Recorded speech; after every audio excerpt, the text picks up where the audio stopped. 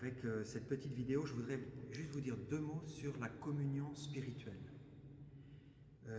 Parce que depuis que nous sommes confinés, cette question s'est beaucoup posée à tous ceux qui jeûnent de l'Eucharistie depuis maintenant 2 mois et qui du coup, pour certains, se demandent vraiment en fait qu'est-ce qui leur manque parce que finalement ils vivent très bien sans.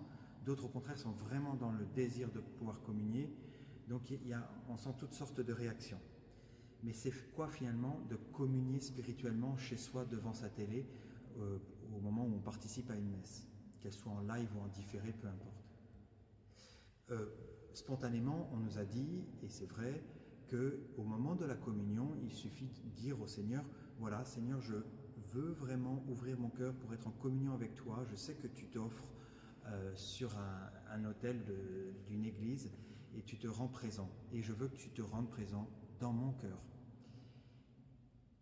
Et parce que nous en sommes privés, parce que nous n'avons pas d'autres moyens, le Seigneur évidemment nous rejoint là où nous sommes. Donc c'est bien vrai.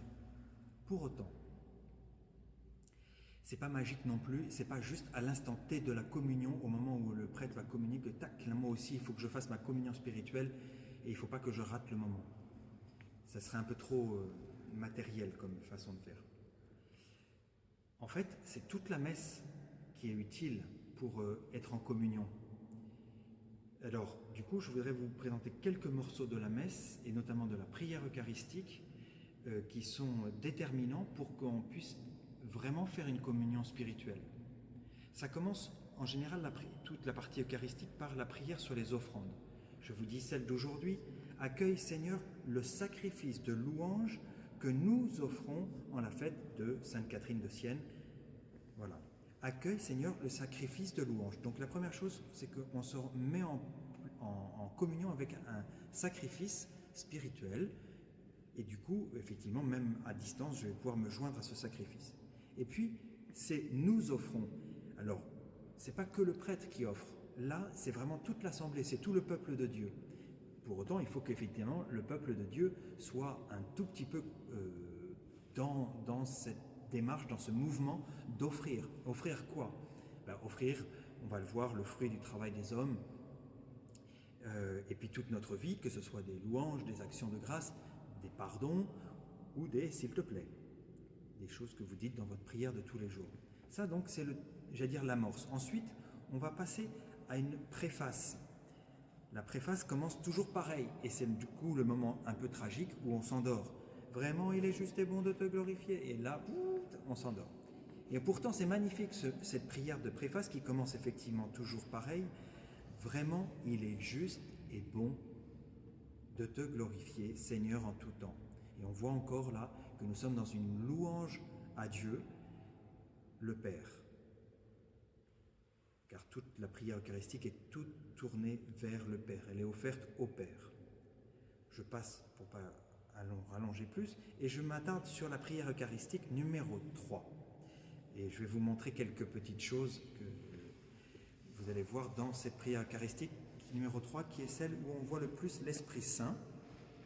Et c'est pour ça que je l'ai choisi ce soir pour nous à la paroisse du Saint-Esprit. Ça commence, tu es vraiment saint, Dieu de l'univers. Donc on sait bien qu'on parle à Dieu de l'univers, notre Père, qui est le Créateur, et c'est à lui que nous rendons notre louange. Car c'est toi qui donnes la vie, c'est toi qui sanctifies toutes choses par ton Fils Jésus, par l'Esprit Saint, la puissance de l'Esprit Saint, et tu rassembles ton peuple.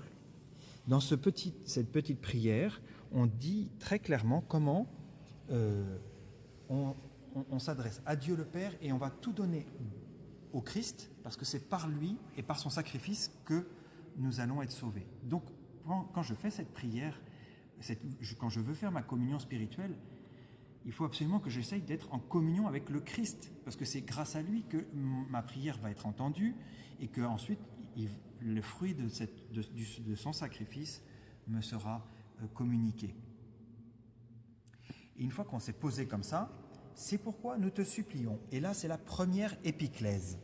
Donc la première fois que nous appelons l'Esprit Saint, sanctifie par ton Esprit le pain et le vin. Et on demande donc à l'Esprit Saint de venir pour changer le pain en corps du Christ et le vin en sang du Christ. Voilà, donc pour cette première épiclèse qui montre que ce n'est pas nous qui faisons la messe, c'est vraiment l'Esprit Saint qui fait les choses. Et c'est par l'Esprit Saint d'ailleurs qu'on prie. Alors, une fois qu'on a fait ça, on va pouvoir se plonger dans l'histoire. La nuit qu'il fut livré, le Seigneur prit du pain. Et on se replace, non pas comme un souvenir, un vieux souvenir, mais plutôt on fait venir ce qui s'est passé il y a 2000 ans aujourd'hui. Et on se replace dans cette histoire-là et nous-mêmes, nous participons donc à ce sacrifice. Le prêtre dit les paroles du Christ lui-même. « Prenez et mangez-en tous. » Mais ce « prenez et mangez-en tous » s'adresse et dit par le Christ, et comme nous sommes tous, par notre baptême, des autres Christ, des alter Christus, comme on dit, ben c'est nous-mêmes aussi qui devons, derrière notre poste de télévision peut-être, dire « j'offre mon corps et mon sang, il est livré pour les autres, il est donné pour le monde, il est là pour le salut du monde ». Bien sûr, c'est l'objet du travail du prêtre, mais de tout laïc au nom de son baptême.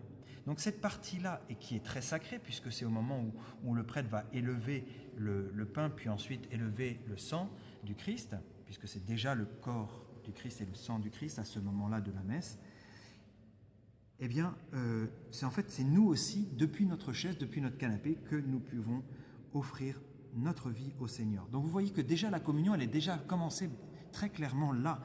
Je suis déjà dans la communion spirituelle. Ensuite, il y a l'acclamation, la doxologie.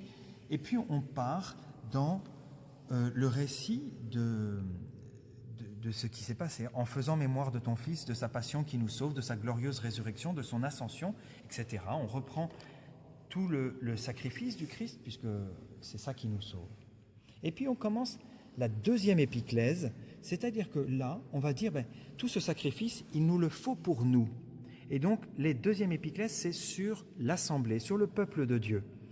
Donc, regarde, Seigneur, ton Église, le sacrifice de ton Église qui est rassemblée. Et on espère qu'une fois qu'on sera nourri du corps et du sang du Christ, on pourra être un seul corps et un seul esprit dans le Christ. Et pour ça, que l'Esprit Saint fasse de nous une éternelle offrande à ta gloire. Donc nous avons à nous offrir à ce moment-là de la messe. C'est même presque une insistance un peu lourde, mais si on comprend bien, nous sommes tous participants de cette prière eucharistique. Et le prêtre le dit pour vous. Et puis une fois que voilà, on s'est offert totalement dans le sacrifice du Christ, on invoque à la fois ceux qui nous ont précédés, la Vierge Marie, les saints, les martyrs, et puis on demande un certain nombre de choses, de prix pour l'Église. Alors l'Église, ça commence par ceux qui en sont responsables, le pape, les évêques, les prêtres, les diacres. Et puis écoute les prières de ta famille. Mais la famille, qu'elle soit derrière sa télévision ou qu'elle soit à l'autel, ou qu'elle soit loin, perdue, elle est toujours priante, elle est toujours là. Et nous, à l'autel, on prend les prières du peuple chrétien pour la monter vers Dieu. Et donc, même quand je célèbre la messe tout seul, en ce moment c'est un peu triste, j'avoue, pour le côté ambiance, mais je ne suis jamais seul, parce que quand je dis ces paroles-là, vous êtes avec moi, et vos prières, je les présente à Dieu. Et puis enfin, et particulièrement en ces jours, c'est une prière si importante pour nos frères défunts. Il y a trop de gens qui partent sans prière et sans rien. Et donc, il est hyper important que dans chaque messe, le peuple chrétien prie pour les défunts, et pas seulement ceux qu'on aime et dont on garde un souvenir ému, mais même tous les inconnus qui attendent nos prières, ceux qu'on appelle les âmes du purgatoire. Et ça se termine par cette magnifique prière qui n'a pas de verbe. C'est un cri d'exclamation des hommes, par lui, avec lui et en lui.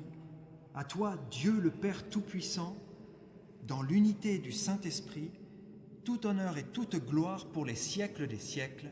Amen. Là, vous comprenez qu'une fois que on a dit tout ça, il n'y a plus beaucoup de temps, plus beaucoup de choses nécessaires pour arriver au moment de la communion. Et à ce moment-là, je pense que votre communion parce que vous avez vécu tout ce mouvement de la messe, elle va être beaucoup plus belle parce que vous serez pas seulement en quémandeur d'une petite grâce spirituelle, à défaut d'avoir l'hostie, mais vraiment vous serez avec le Christ dans cet élan d'offrande et qui fera tellement plaisir à Dieu le Père. Alors, belle communion spirituelle à tous. Que Dieu vous bénisse. Amen.